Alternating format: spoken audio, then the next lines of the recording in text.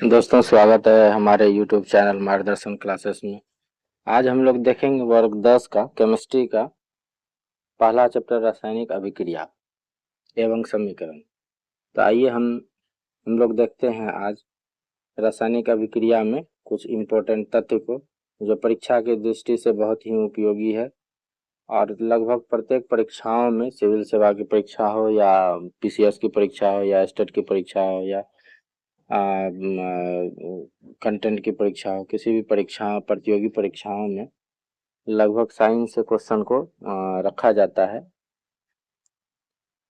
तो आइए हम लोग आज देखते हैं बेसिक से वर्ग 10 का केमिस्ट्री का पहला चैप्टर रासायनिक अभिक्रिया क्या है। किसी पदार्थ के रासायनिक परिवर्तन की प्रक्रिया को रासायनिक अभिक्रिया कहते हैं।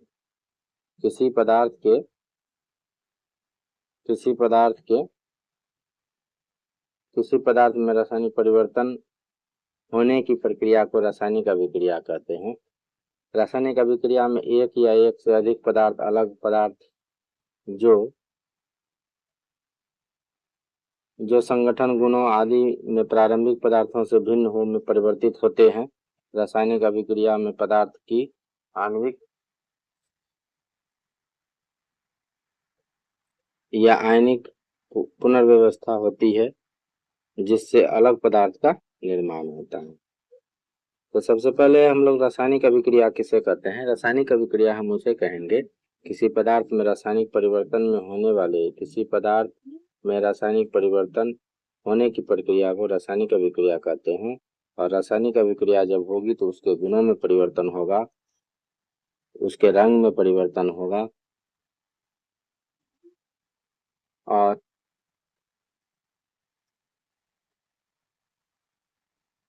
और उसके प्रकृति में परिवर्तन होगा।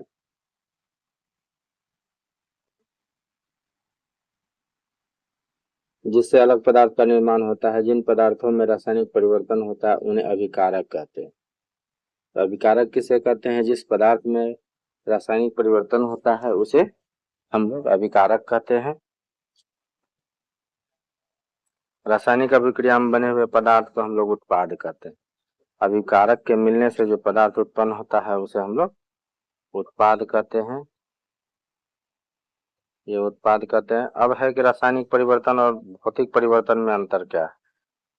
रासायनिक परिवर्तन क्या चीज है और भौतिक परिवर्तन क्या चीज है। तो पदार्थ परिवर्तित होकर अलग पदार्थ में बदल जाता है। पदार्थ के रासायनिक गुणों एवं रासायनिक संगठन में परिवर्तन हो जाता है।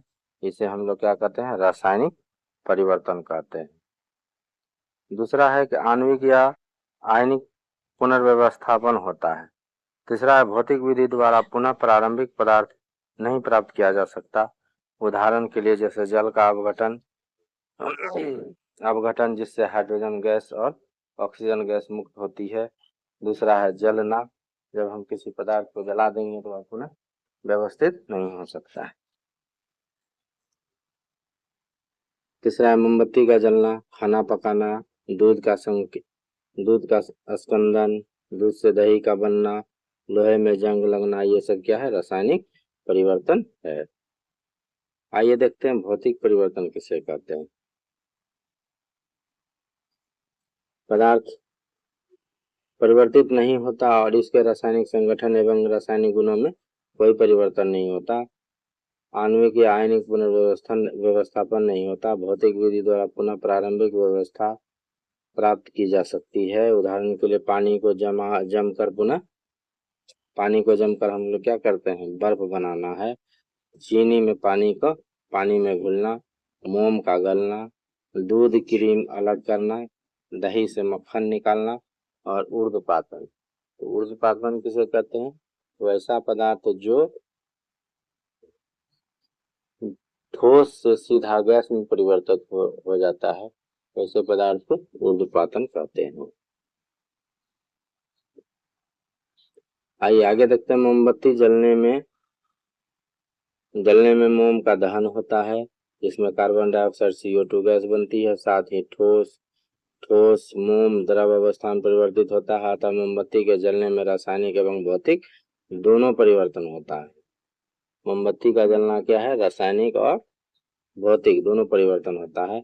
आइए दूसरा देखते हैं कि रासायनिक समीकरण किसे कहते हैं, यानी केमिकल इक्वेशन किसे कहते हैं। पदार्थों के रासायनिक सूत्रों के माध्यम से किसी रासायनिक अभिक्रिया को दर्शाने को रासायनिक समीकरण कहते हैं।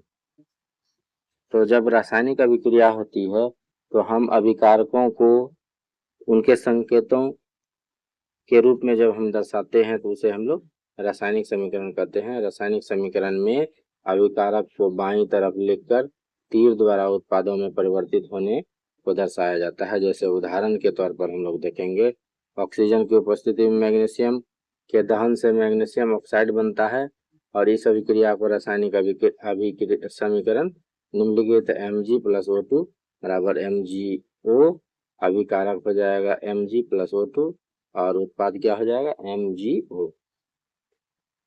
दूसरा, द्रव्यमान संरक्षण के नियम से हमें ज्ञात होता है कि रासायनिक अभिक्रिया में पहले एवं उसके पश्चात तत्व के परमाणुओं की संख्या समान रहती है।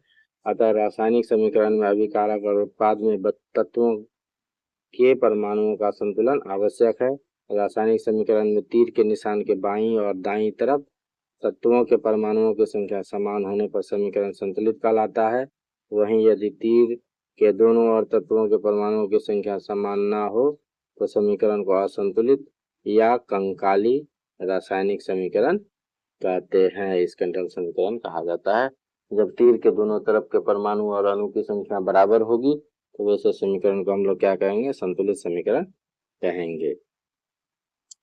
दूसरा देखते हैं रासायनिक अभिक्रियाओं के प्रकार। किसी रासायनिक अभिक्रिया में परमाणुओं के आपसी बंध के टूटने से और नए जुड़ने से नए पदार्थ का निर्माण होता है। रासायनिक अभिक्रियाओं को निम्नलिखित रूपों में देखा जा सकता है, जैसे बुझा हुआ चूना कैल्शियम हाइड्रोक्साइड के विलयन का प्रयोग दीवारों की सफेदी करने के लिए किया जाता है। कैल्शियम हाइड्रोक्साइड वायु में उपस्थित कार्बन डाइऑक्साइड के साथ धीमी गति से अभिक्रिया करके दीवारों पर कैल्शियम कार्बोनेट की एक पतली परत बना देता है। यही कारण है कि सफेदी करने के 2-3 दिन बाद कैल्शियम कार्बोनेट CaCO3 बनने से दीवारों पर चमक आ जाती है। संगमरमर का रासायनिक सूत्र भी है CaCO3। तो रासायनिक संगमरमर का रासायनिक सूत्र क्या है, CaCO3। CaOH इक्वेशन इसको इस प्रकार लिखेंगे, CaOH2 plus CO2 equal to हो जाएगा CaCO3 प्लस H2O। तो इस प्रकार हम लोगों ने आज देखा रासायनिक अभिक्रिया और समीकरण। तो